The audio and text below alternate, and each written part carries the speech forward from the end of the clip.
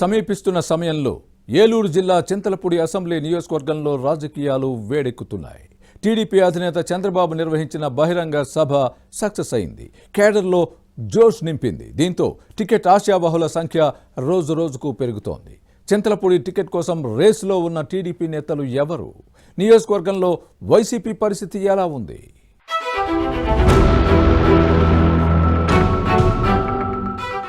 ఏలూరు జిల్లా చింతలపూడి అసెంబ్లీ నియోజకవర్గం మొదట్లో జనరల్ స్థానంగా ఉండేది. నియోజకవర్గాల పునర్విభజన తర్వాత 2009 నుంచి ఎస్సీలకు రిజర్వ్ అయింది. టీడీపీకి పట్టున్న స్థానం ఇది. పార్టీ ఆవిర్భావం నుంచి ఇక్కడ 5 సార్లు తెలుగుదేశం గెలిచింది. 1985 నుంచి 1999 వరకు వరుసగా 4 పర్యాయాలు టీడీపీ నెగ్గింది. ఆ తర్వాత 2 సార్లు కాంగ్రెస్ విజయం సాధిస్తే రాష్ట్ర విభజన తర్వాత 2014 ఎన్నికల్లో పీతల సుజాత నెగ్గి ముఖ్యమంత్రి చంద్రబాబు కేబినెట్ లో మంత్రిగా బాధ్యతలు నిర్వహించారు. కానీ 2019లో టికెట్ దక్కలేదు. ఆ ఎన్నికల్లో సైకిల్ పార్టీ అభ్యర్థి కర్రా రాజారావు ఓడిపోవడం కేడర్ నిరుత్సాహానికి కారణమైంది.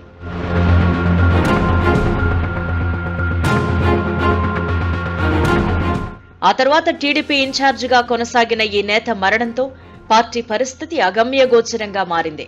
కొందరు నేతలు పార్టీని నిలబెట్టడానికి అన్ని రకాలుగా ప్రయత్నాలు చేశారు. ఫలితంగా వైసీపీ ఎమ్మెల్యే ఎలిజాను తట్టుకుని పార్టీకి మంచి ఊపు తెచ్చారు. తెలుగుదేశం నేత లోకేష్ యువగళం పాదయాత్ర కూడా పార్టీ పునర్వైభవానికి దోహదపడింది. ఎన్నికల సమయంలో పార్టీ అధినేత చంద్రబాబు చింతలపూడిలో నిర్వహించిన రా కదలిరా సభ సక్సెస్ కావడంతో పార్టీ శ్రేణుల్లో జోష్ పెరిగింది. దీంతో పార్టీ టికెట్ ఆశిస్తున్న వారి సంఖ్య క్రమంగా పెరుగుతోంది.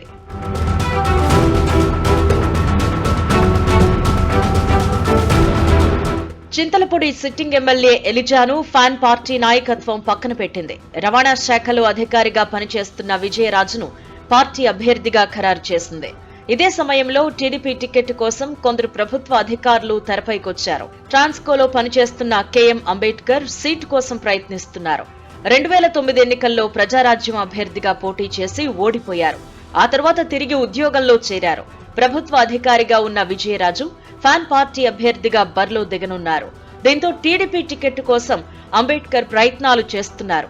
పార్టీ ముఖ్య నేతలను కలిసి తన అభ్యర్థిత్వాన్ని పరిశీలించాలని విజ్ఞప్తి చేశారు.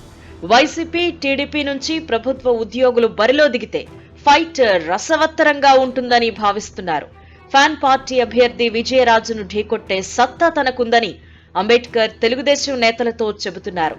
వైసీపీ ఎమ్మెల్యేని పార్టీ నాయకత్వం పక్కన పెట్టడంతో పార్టీ అభ్యర్థికి ఆయన వ్యతిరేకంగా పనిచేసే అవకాశం ఉందని భావిస్తున్నారు. ఇది టీడీపీకి కలిసి వస్తుందనే అంచనాలున్నాయి.